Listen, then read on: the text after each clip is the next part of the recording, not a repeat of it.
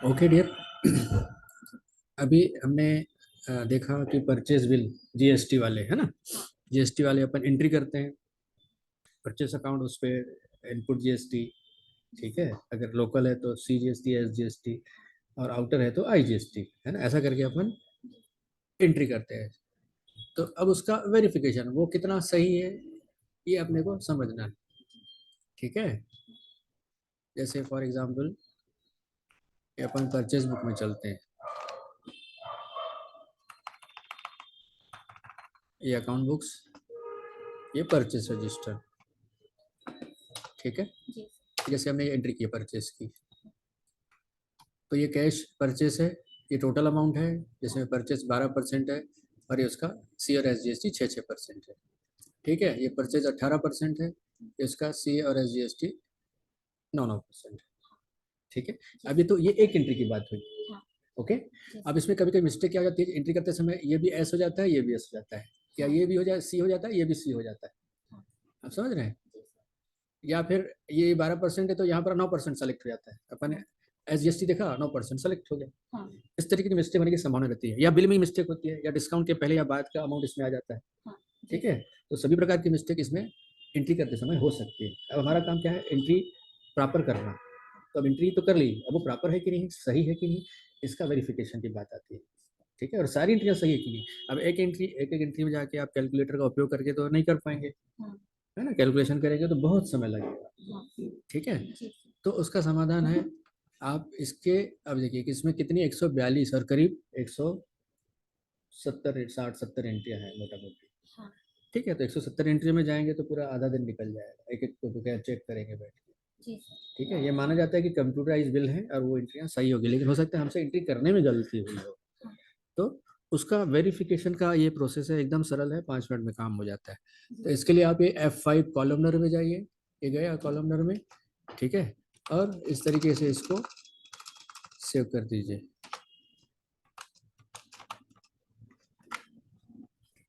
ठीक है, तो ये आपके पास कॉलमनर फॉर्मेट में अलग अलग परसेंट का पूरा सेट, 12% का ये सेट है। परचेज 12% है तो 6% है, परचेज 18% है तो 9% है।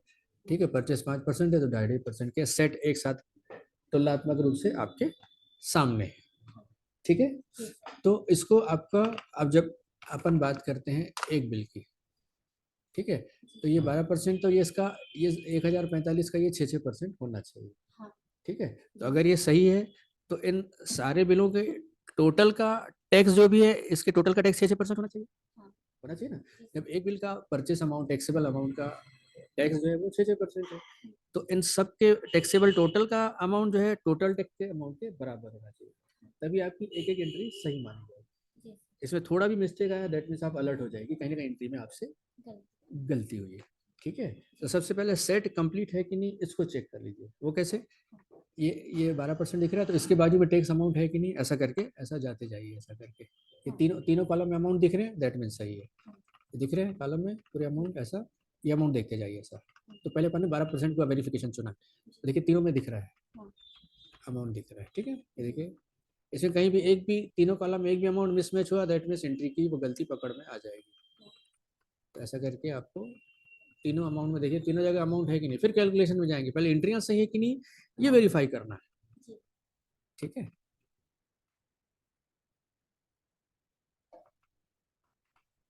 तीनों कॉलम में अमाउंट दिख रहे हैं आपको, कहीं भी अमाउंट मिसिंग नहीं है। ठीक है, तो ये दैट मीन्स एंट्रियां पंचिंग सही है, सी का सी में हुआ है, एस का एस में हुआ है, और 6% का 6% में हुआ है। ठीक है, तो ये मैं इसको यहाँ से कैलकुलेटर ऑन कर देता हूँ, और ये टैक्सेबल अमाउंट का टोटल से टैक्स के अमाउंट टोटल का कैलकुलेशन निकालता हूँ। ठीक है, अगर ये 12% का टोटल ये है तो इसका 6% का टोटल, इसका 6% होना चाहिए। तो ये मैंने लिखा 2,59,100, राउंड फिगर 8 रुपए गुणित 6/100, सिंपल। 6% निकाला तो देखो 15,546 रुपए, एकदम करीब करीब आ गया, 15,546 आ गया। दैट मीन्स ये कॉलम सही आया समझ में। ऐसे ही दूसरे कॉलम में चलते हैं, फॉर एग्जाम्पल अब जैसे मैं यहाँ जानबूझ के एक जगह मैं मिस्टेक कर देता हूँ, तो कैसे पकड़ में आएगी देखिएगा। जैसे फॉर एग्जांपल यहाँ हमने एस की जगह CGST 9% डाल दिया था गलती से, है ना। दोनों CGST GST हो गए थे, एग्जाम्पल, ठीक है। अब ये फिर मैं कॉलम में गया तो अपने 9% मिस्टेक हुई है ना, तो ये 18%, 9%। अब इसको वेरीफाई करते हैं, ठीक है। तो ये देखिए यहाँ से हमने शुरू किया, ये तीनों कॉलम में है, ये 18% है, ये इसका 9% है। ये तीनों कॉलम में यहाँ देखिए, यहाँ मिसिंग है, यहाँ पकड़ में आ जाएगी, है कि नहीं। तो पहले एंट्री पंचिंग की गलती जो है, ऐसा एंटर कर दीजिए, देखिए आपने मिल गया, दोनों CC है। इसको वापस जाके इसको एस कर दीजिए, SGST 9% कर दीजिए इसका, ठीक है। देखिए तीनों कॉलम में आ गए अमाउंट, है ना। इस तरीके से आपको पूरे अमाउंट ऐसा देखते चले जाना है कि तीनों कॉलम में प्रॉपर एंट्रियां हुई है या किसी और में तो नहीं चला गया, है ना। कभी कभी आई में चला जाता है, तो ऐसा करके आपको लाइन से देखते जाना है कि कहीं GST की मिस्टेक तो नहीं है, नहीं है। अब इसका कैलकुलेशन निकालिए, तो 1,03,657 गुणित 9/100, 9% है इसका। तो देखिए 9329, अब देखिए अभी यहाँ 9329 नहीं आया, तो अभी भी कहीं मिस्टेक आया में,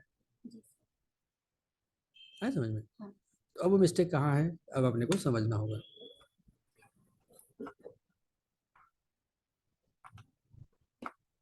तीनों में एंट्रियाँ तो है नहीं, तीनों में एंट्रियाँ तो है, फिर क्यों मिस्टेक है। चलिए 5% थोड़ा देखते हैं, ये 0% है ना, हो सकता है यहाँ से पकड़ में आए कुछ।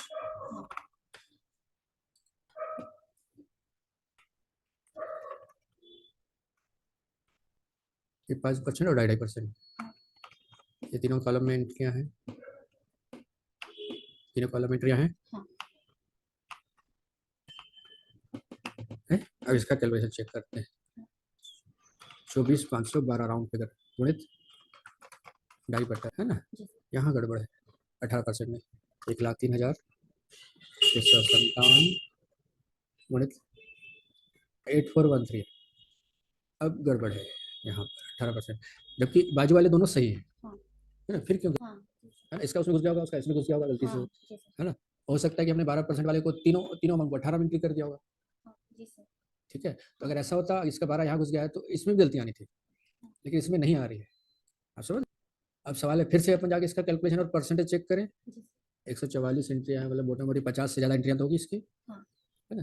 तो इसका एक और आसान रास्ता है, इसको हम एक्सेल में एक्सपोर्ट कर दें और वहाँ पर फार्मूला लगाएं। तो ये एक्सेल में मैं एक्सपोर्ट कर रहा हूँ, ठीक है। और इसको यहाँ पर एक्सेल फॉर्मेट और यहाँ पर लोकेशन दे देता हूँ मैं,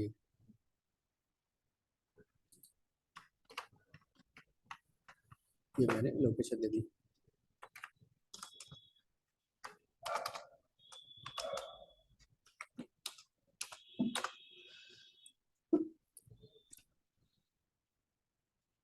ये एक्सपोर्ट हो रहा है ना।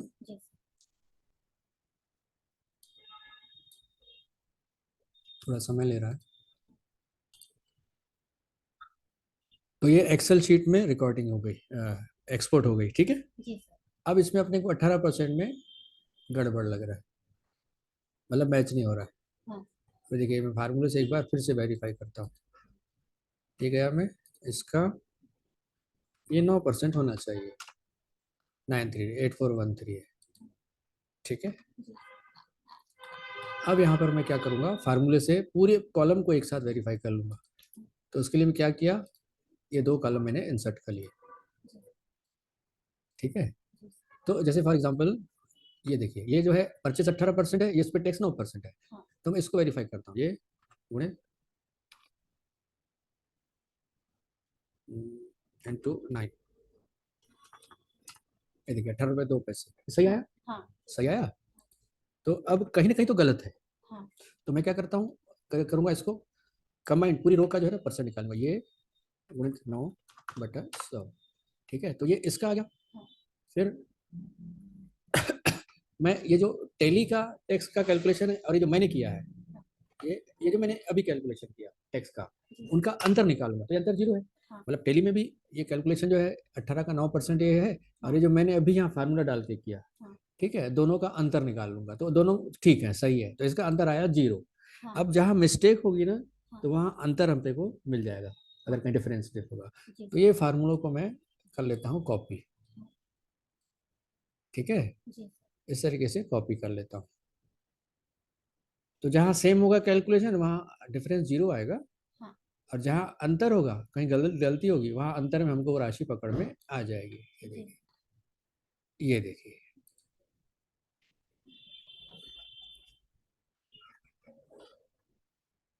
ये देखिए अपन टैली में चेक कर रहे थे ना, वहाँ चीजें पकड़ में नहीं आई थी। 18%, 9%,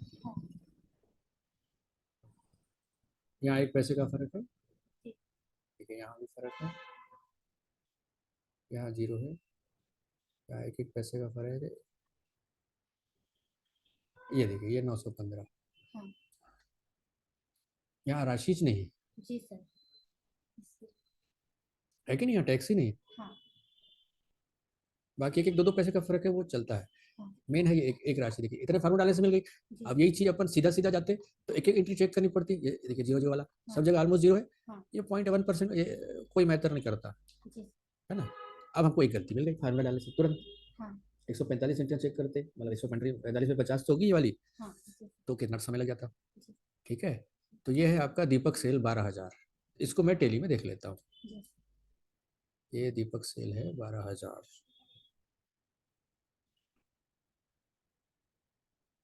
इनाम में दिख रहा है, देखिए दीपक सेल,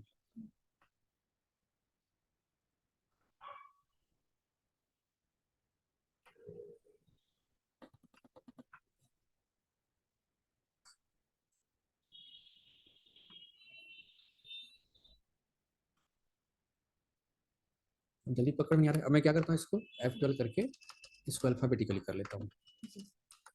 ये अल्फाबेटिकली A से Z, तो D पकड़ में आ जाएगा दीपक सेल नाम से, ठीक है। तो ये B है, ये C है, ये दीपक सेल, देखिए आ गया पकड़ में। यहाँ पर देखिए 18 में 9 खाली, तो ये देखिए ये IGST है, इसलिए C और SGST से गायब, ठीक है, ये पकड़ में आया।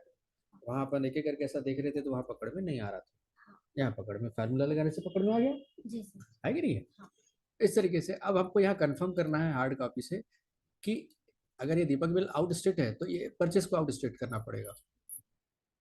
आप समझ रहे हैं भाई, या तो ये आउट स्टेट है या तो ये CGST, या इसको CGST करना पड़ेगा या इसको IGST परचेस करना पड़ेगा, क्योंकि ये परचेज जो है ना ये लोकल परचेज दिखा रहा है। आप समझ रहे हो।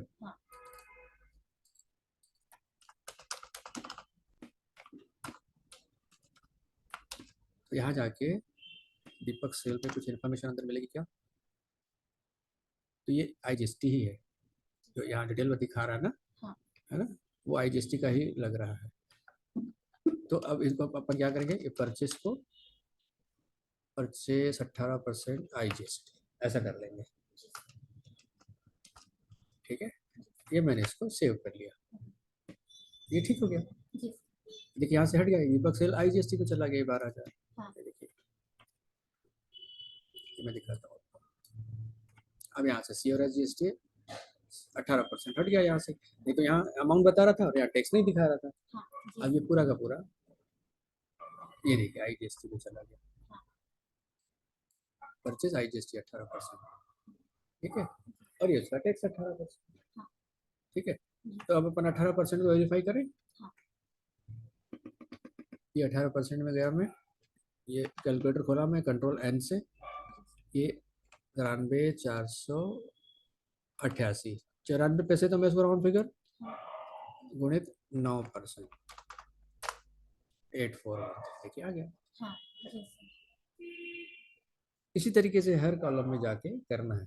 अच्छा, इसकी पंचिंग जो है ना वो सिंपल तरीके से हुई है, सॉफ्टवेयर की GST एडवांस सेटिंग के हिसाब से नहीं हुई है, सिंपल तरीके से हुई है, सॉफ्टवेयर की सेटिंग नहीं हुई है। तो दो तरीके से अपन अकाउंट मेंटेन कर सकते हैं, एक सिंपल सेटिंग जिसमें हर परसेंट का स्लैब अलग अलग होगा और उसको अलग अलग वेरीफाई करेंगे, और एक जो है एडवांस GST के हिसाब से सॉफ्टवेयर में जाके GST के फीचर्स एक्टिव करेंगे, चाहे वो अपनी कंपनी का जीएसटी नंबर और डिटेल हो, चाहे पार्टी की लेजर का जीएसटी नंबर डालना हो, चाहे आइटम में जाके आइटम कोड, एचएसएन कोड और जीएसटी परसेंट सेटिंग नियमानुसार कर रहे हैं।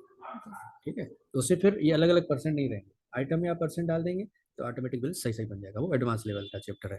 ये सिंपल, पहले बेसिक के हिसाब से सिंपल है, जिसमें हमने सारे स्लैब है अलग अलग कर दिए। उसकी जब आपकी सॉफ्टवेयर की ट्रेनिंग होगी ना जीएसटी की, तो वहाँ सारे मास्टर की सेटिंग पहले होगी, उसके आधार पर फिर रिटर्न भी हमारा जीएसटी R1 और 3 भी तैयार हो जाता है इन्हीं इंट्रियों के आधार पर। वो एडवांस ट्रेनिंग है, ये बेसिक ट्रेनिंग है, इसलिए हमने इसको सिंपल तरीके से स्लैब अलग अलग कर दिए।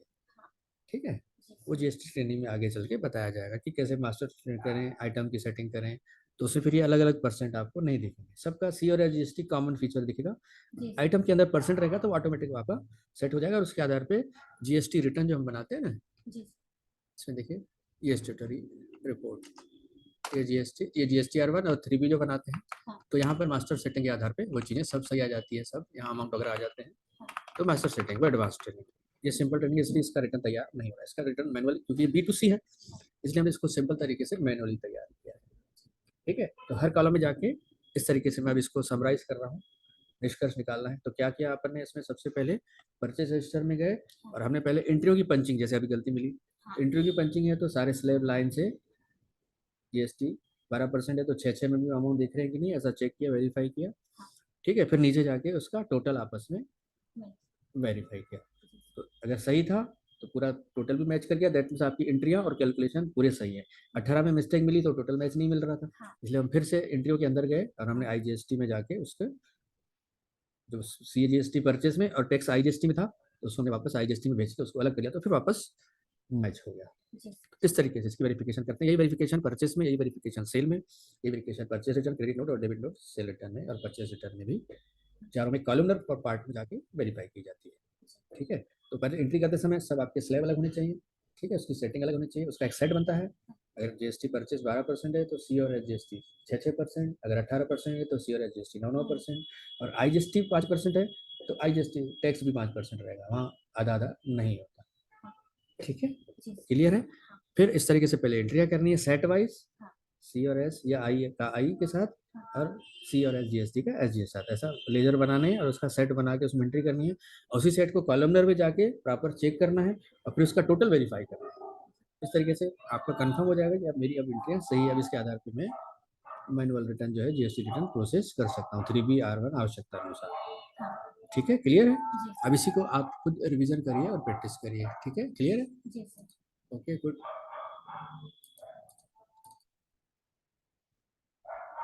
इस तरीके से आपका वेरिफिकेशन जीएसटी का मैनुअल वेरिफिकेशन, बेसिक वेरिफिकेशन होता है यहाँ पर कंप्लीट। तो इसी